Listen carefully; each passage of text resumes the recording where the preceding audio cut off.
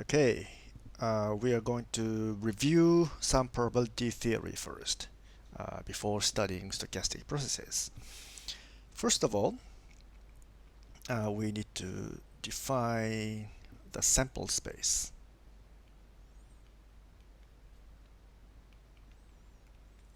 Which is just a set. So any set can be a sample space. And the elements of sample space are called outcomes. Okay, so if we have a set and there are elements, and these elements are called outcomes in the context of probability theory. Okay, and an event is a subset of the sample space. Let's call this sample space omega. Okay, omega. So an event is a subset of omega. Okay, it can be any subset as long as it satisfies a certain set of axioms, which we will cover later. Okay, and if let A be an event.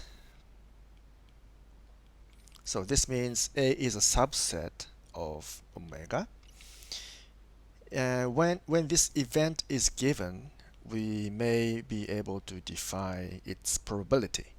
So probability is defined for each event or subset of the sample space. Okay, but in order to define these terms, events and probability measure, we need to review set theory first. Okay, so let's review set theory. I hope you know what a set is. Okay, set is a collection of distinct elements. Okay, so let's say then we suppose we have a sample space which is an any set, and then let's say A and B are subsets of omega. So A and B are events. Okay, then we define union of A and B as this union of, we say A cup B. So this looks like a cup. Okay, cup. This one. Okay, it's not U, it's cup. And this is a set which is a subset of omega. So each element of this union belongs to omega. Okay, such that X is an element of A or X is an element of B. Okay, so this one, this symbol means or, logical or. Okay, this or this. Okay, so the union is defined in this way. And of course, we also define intersection, which we write as A cap B. Okay, so this symbol looks like a cap. So we say A cap B or A intersect B, which is defined as this. Each element of A cap B is an element of omega. So this intersection is a subset of omega such that X belongs to A and X belongs to B. Okay, so this symbol means and. So both this and this are satisfied. Okay, so that's intersection. And we define complement, set complement, which we write a complement, which is defined as x belongs to omega such that x is not an element of A. Okay? And actually a generalization of this complement is set difference. Set difference is difference. So A set minus B. So this is defined as a subset of omega such that x belongs to A and x does not belong to B. Okay? So more graphically, we may visualize these operations in the following manner. Suppose we have the sample space. So this entire rectangle is omega. Okay. So suppose we have A and suppose we have B. They may overlap or may not overlap. Then union is this part. Okay. Because x belongs to A, so suppose x is somewhere here, then it belongs to A. So this is satisfied. So we don't have to worry about this part, okay, because this is already satisfied, and this is OR. So this or this. So if one of them is satisfied, then it's all right. Or if we pick this element here, then x belongs to B. So this whole statement is satisfied. And if x belongs to somewhere here, let's say, then both are satisfied. So again, the entire statement is also satisfied. So this part is the union. And let's erase this.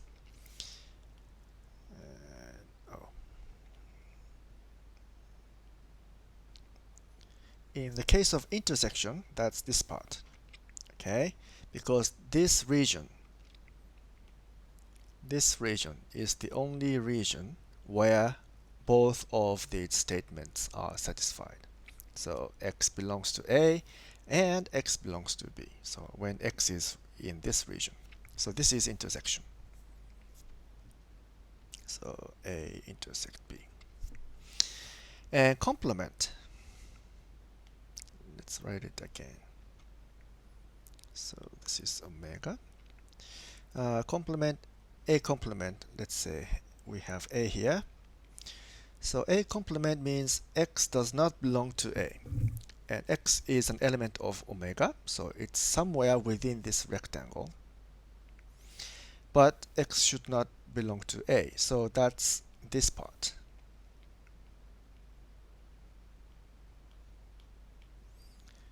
So this is a complement.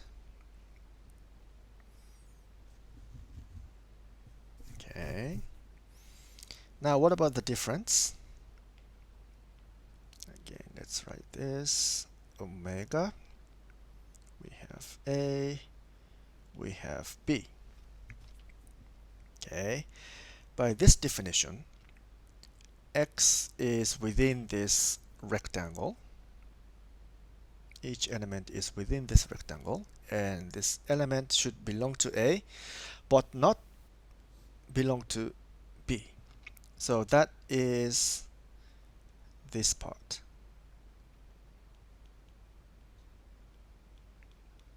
Okay, so this is A set minus B. Okay, those are the basic operations on sets.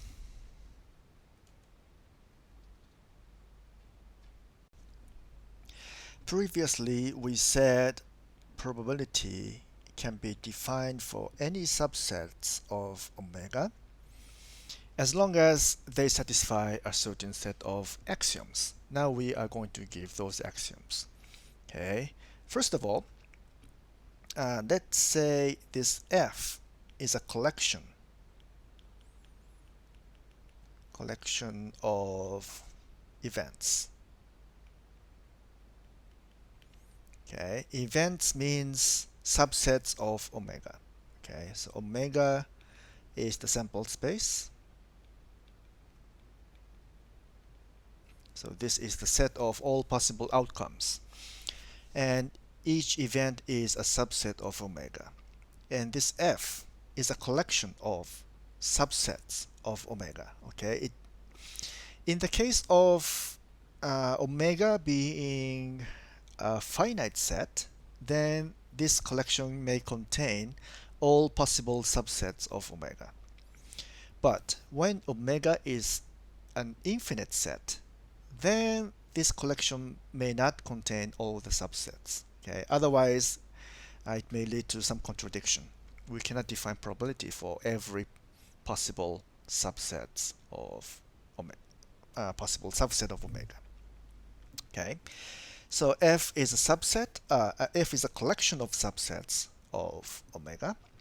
Then the first axiom is that omega itself is an element of this F, this collection. Okay, so that means, oh, by the way, why we are going to define this collection? That's because this collection represents the set of events for which the probability can be defined. Okay, so omega belongs to this F means that we can define the probability of omega itself, which is actually 1. Okay, probability 1, but we are going to explain this later. And the second axiom, if A belongs to this collection, then its complement also belongs to this collection, F. Okay, so this means later it will turn out that if this probability of A can be defined, then we can derive the probability of A complement, which is going to be 1 minus probability of A. Okay, but yeah, we're going to study this later again. And the third axiom, if A and B are elements of F, then A cup B is also an element of F. Okay, so these axioms define this collection. And when the collection F satisfies these three axioms, then F is an algebra.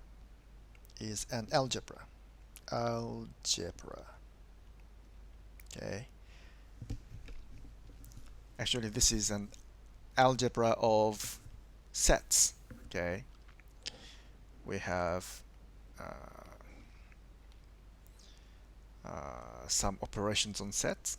No, this is like negation of sets, and this is like addition of sets, right? So this collection F is closed under complement and union, and also the entire sample space belongs to this collection. In that case, this F is said to be an algebra. Okay, actually, especially when omega is an infinite set, actually this axiom is not enough. For in that case, we extend this axiom, let's say A3 prime, A1, A2, and so on, infinitely many subsets of omega. If they belong to F, then their countable union, A1 cup A2 cup and so on, it also belongs to F. In that case, this F is called an sigma algebra. Sigma algebra. But we are not going to explain this much further. But this is a very important property if we want to define probabilities for any sample space, including infinite ones or continuous ones. Okay. Now, if we have a sample space and an algebra, together they are called this pair, omega and its collection of subsets, this pair is called a measurable space.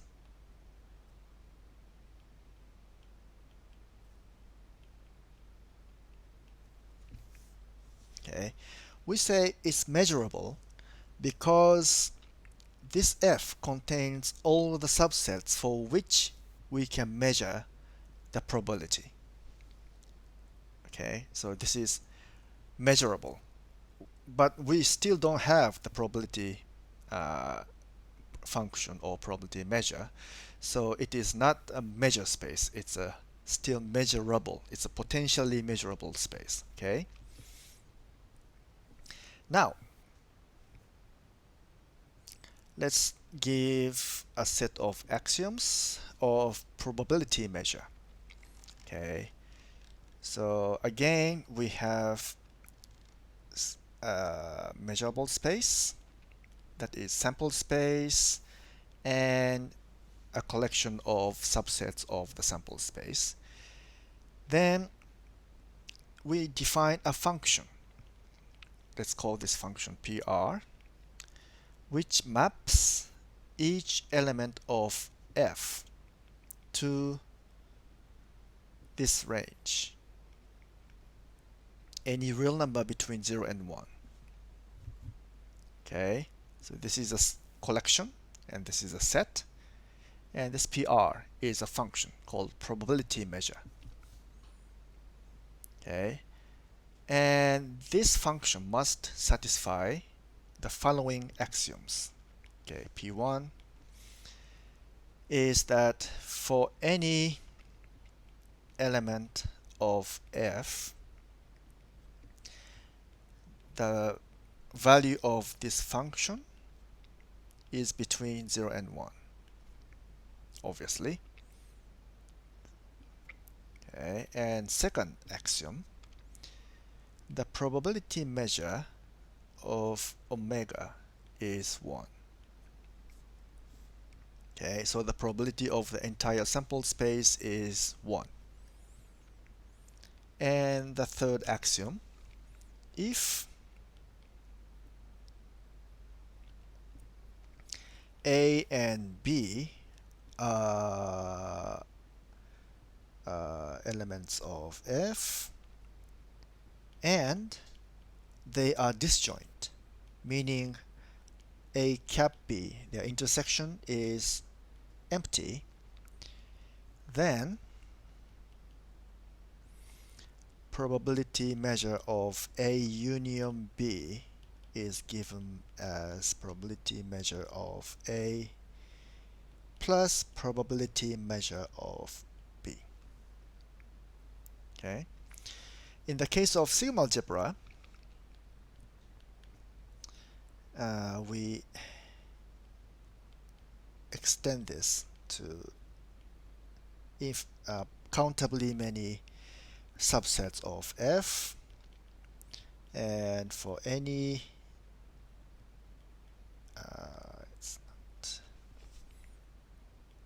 any pair, if I is not equal to j, then probability of countable union A1 cup, A2 cup, and so on is the sum. Maybe I should write more explicitly. Probability of A1 plus probability of A2 plus and so on. Okay. So if these three, or this P3 can be replaced by P3 prime in case of infinite sample space, then if this function PR is called a probability measure. Probability measure. Okay. And the triple omega and F and probability measure is called probability space. Probability space.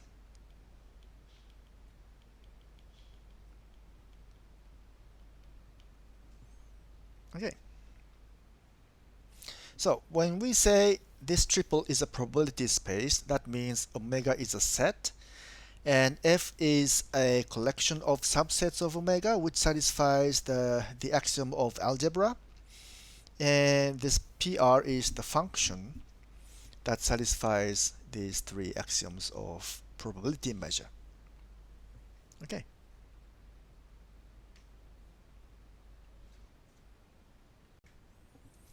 Okay, now let's define conditional probabilities and independence. Okay, so first, conditional probability.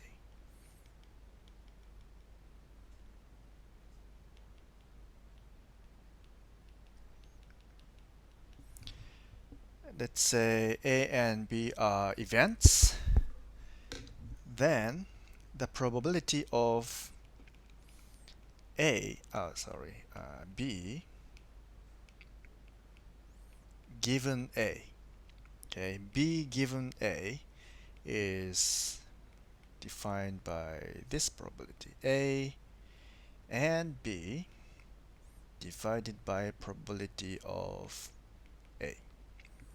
Okay, so this condition A comes here in the denominator. Okay, and if this conditional probability happens to be if B given A, probability of B given A is equal to probability of B, then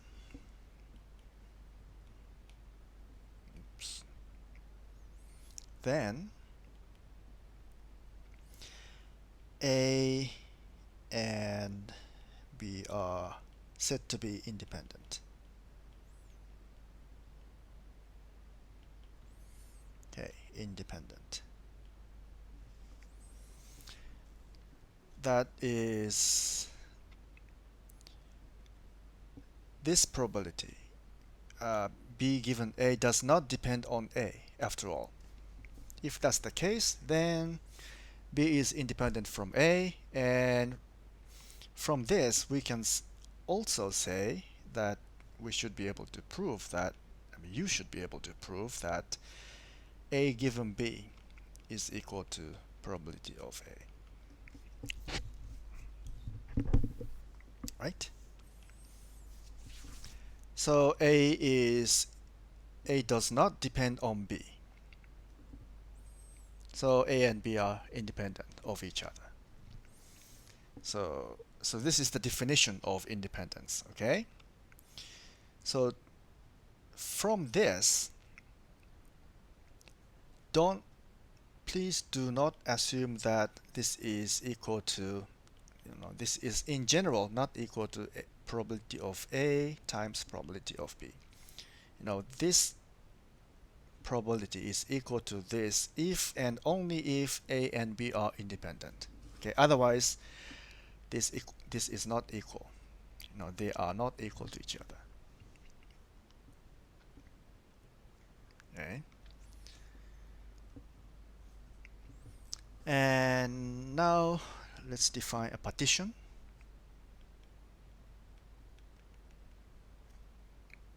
Partition of omega. Okay, so suppose we have a sample space. Partition is something like this. We divide the entire sample space into a collection of subsets which collectively cover the entire sample space, but they are mutually disjoint. There are no overlaps between any two subsets here. Okay, such collection of subsets is called a partition. So mathematically speaking, we can formally define a partition like this. First of all, let's say the collection A1, A2, let's say up to AK. Suppose we have K subsets of omega, and they collectively cover the entire sample space, which means this union of this is equal to omega. Okay, so this means this is like summation. I think you know this. So in case of sequence, this means A1 plus A2 plus and so on up to AK, and this means A1 cup, A2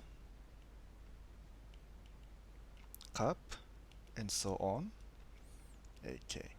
Okay, so this is just a union.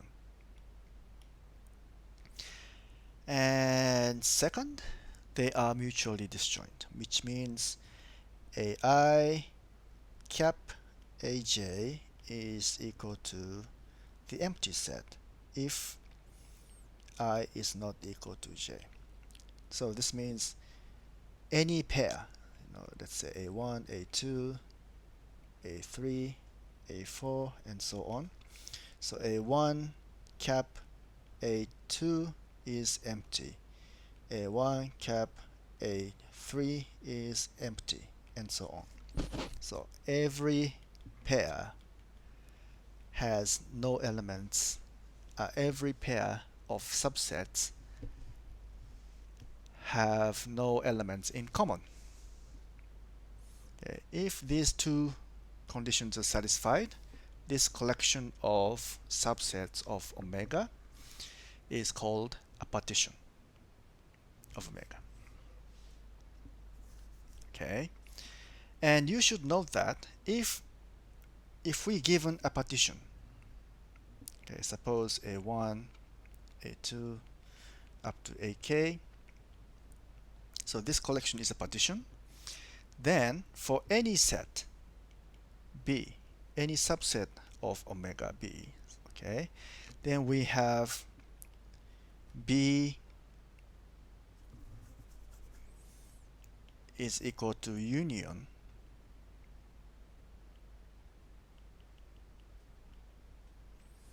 of B cap AI.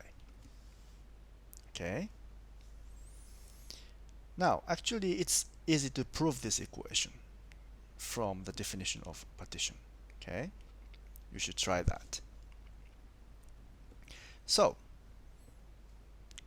the probability of B. What's nice about partition is this. When we want to calculate the probability of B, then if we have a partition, we can substitute this B by this. Okay, it's probability of union cap AI. But remember, A is a partition, AI is a partition, so B cap AI and B cap AJ is empty if I is not equal to J, right?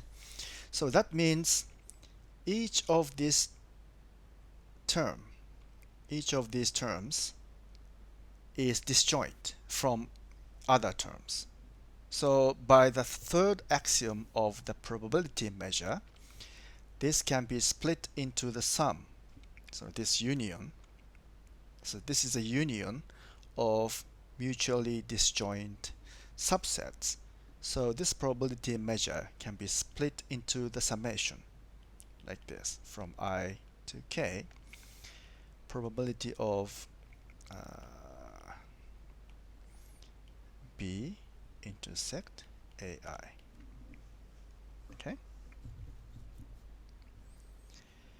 And furthermore, if we apply the definition of the conditional probability, this probability of intersection can be expressed as this. Probability of B given AI times probability of AI. Okay. So this equation is called the partition theorem, and it comes very handy later on. Okay, so this is called partition theorem.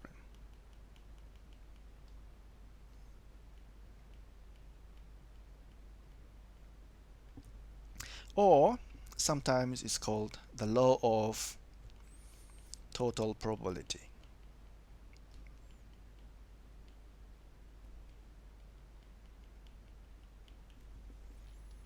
Okay. Okay, now suppose we have a probability space omega f and probability measure.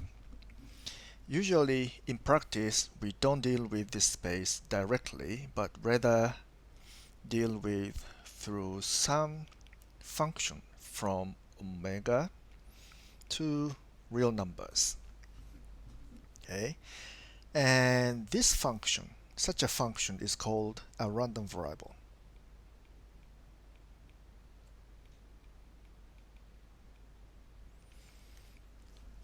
Despite this name, random variable, it is not a variable. It is actually a function, okay, from the sample space to real numbers.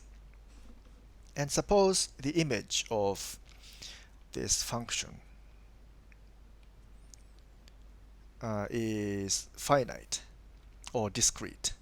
Okay, if this is discrete,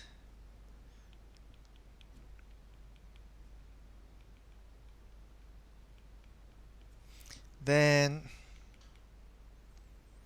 x is a discrete random variable.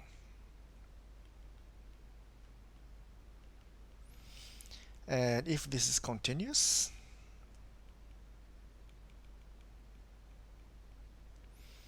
then x is a continuous random variable. Okay, discrete means it has some countable or finite number of values. Okay, so we have omega is a set and real numbers it's a set.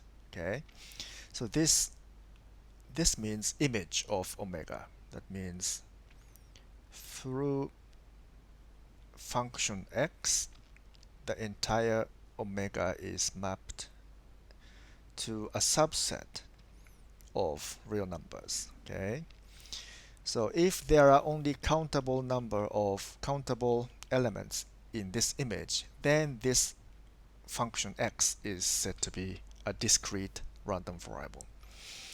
If this is uncountable, then x is continuous. Okay.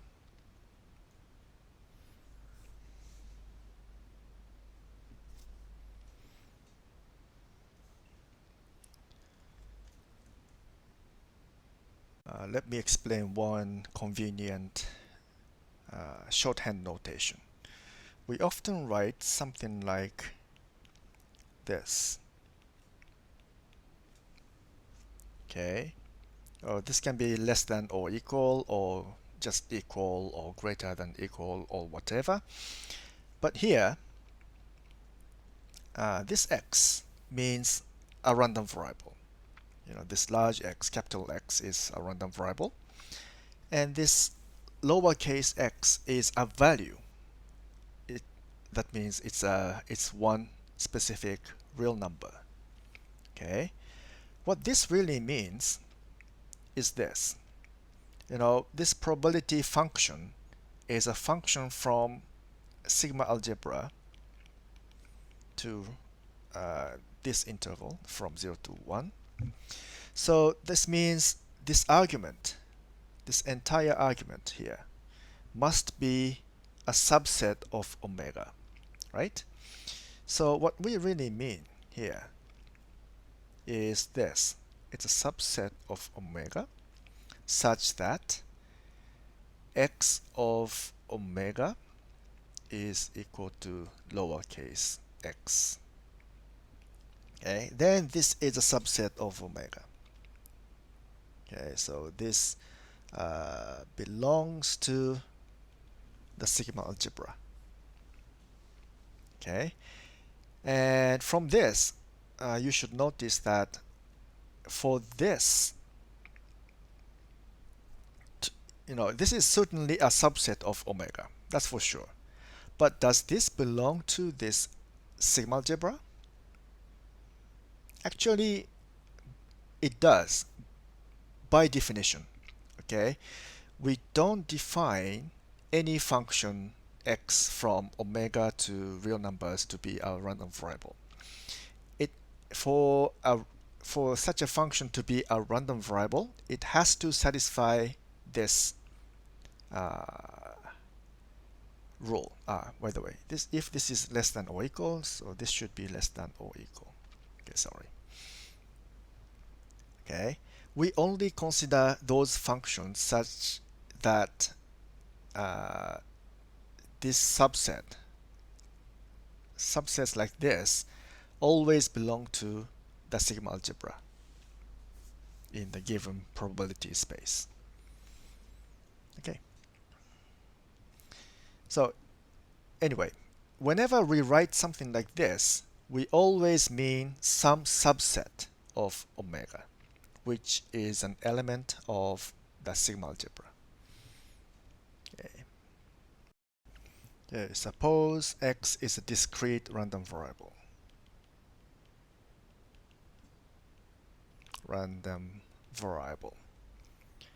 That can take values like x1, x2, x3, and so on.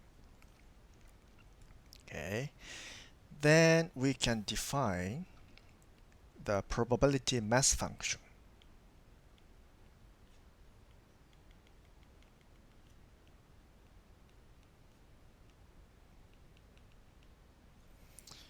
Like p of xi by this.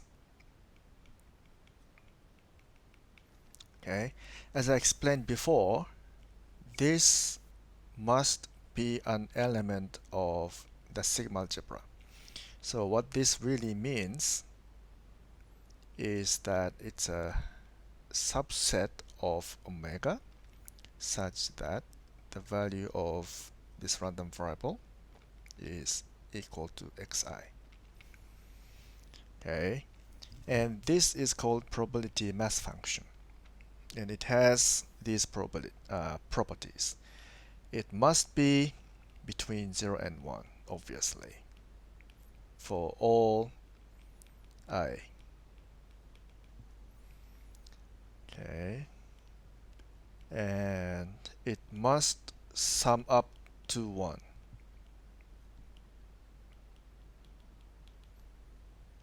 So if you add these probabilities for all the values of xi's, then the summation must be 1. Okay, and we define the cumulative distribution function. Probability that this random variable is less than or equal to xk.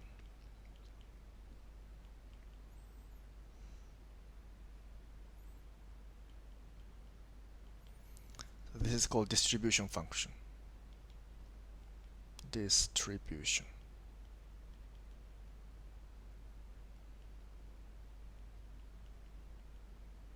Or sometimes cumulative distribution function, as it's called.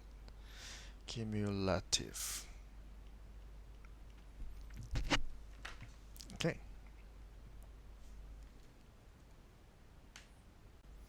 Next, consider a continuous random variable. Continuous random variable.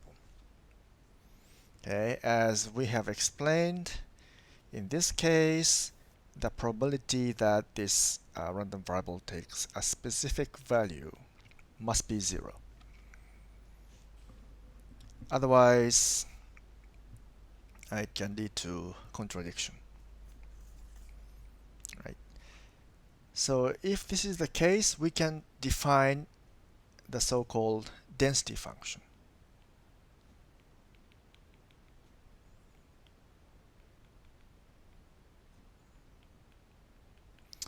Such that, for example, the probability that the random variable takes this value, let's see, x less than or equal to x2 is given by this integral.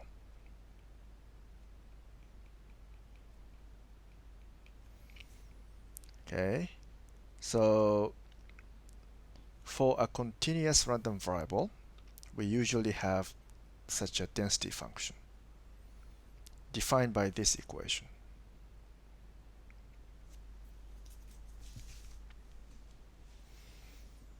Okay, and this density function has the following properties. One, it is non-negative. Okay, but unlike the probability mass function for the discrete random variables, this density function itself can be greater than 1. Sometimes it can be greater than 1. We will see some examples later. Okay, and the second property is actually this, the definition. So the probability that the random variable takes a value between x1 and x2 is given by this integral. And 3, we define cumulative distribution function by this, x less than or equal to some value, which is actually the integral from negative infinity to x of the density function. Okay. Now let us define the mean and variance of random variables. Okay, so in the case of discrete random variables, the mean is defined as this, xi probability mass function. And in the case of continuous random variables, it's not summation, but integral with a density function like this. So this is discrete, and this is continuous. Okay, but actually the summation is in a sense, it's just a special case of integral. So both cases we express as something like this, x probability of dx. Okay, it's just a convention over some values of x. Okay, It can, in case of continuous random variable, it can be from negative infinity to infinity, or in case of discrete random variable, it can be from 1 to some numbers like infinity or 10 or 100, whatever value it may take. Okay, so this is the mean, and the variance is the expectation. Oh, okay. So this is expectation value. Okay, and actually, this is, this x corresponds to this x. Okay, and this x corresponds to this x. This x corresponds to this x. So in the case of variance, it is an expectation value of this expectation value mean square. Okay, so this is variance. So that is, if we use this notation, this is like integral and x minus ex squared probability dx. So that is in case of discrete random variable, it is something like this.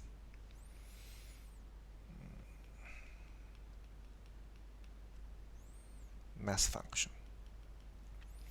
And in case of continuous random variable, it is something like this. Okay.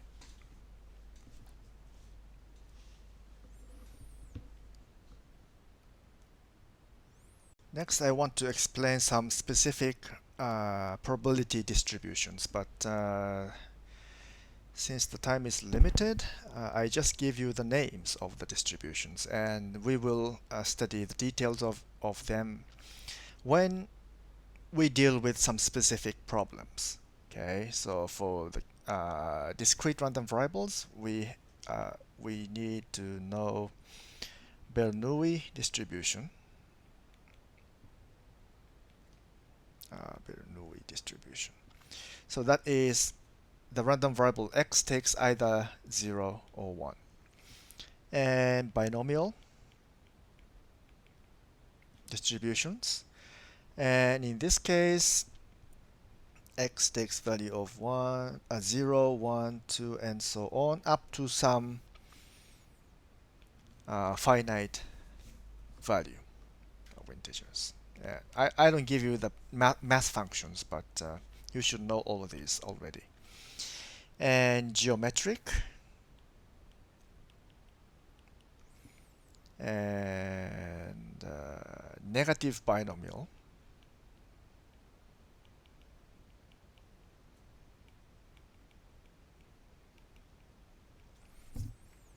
okay. And there are also, don't forget, Poisson distribution. No, it's not Poisson, it's Poisson. Okay. So those are some famous discrete random variables. And for continuous random distributions, we use exponential distribution.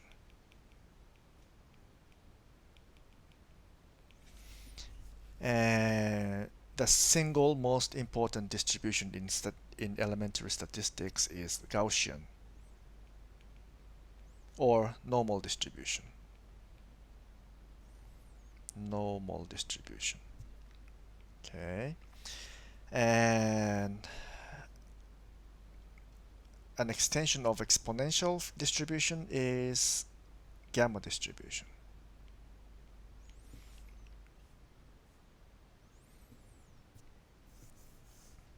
Okay.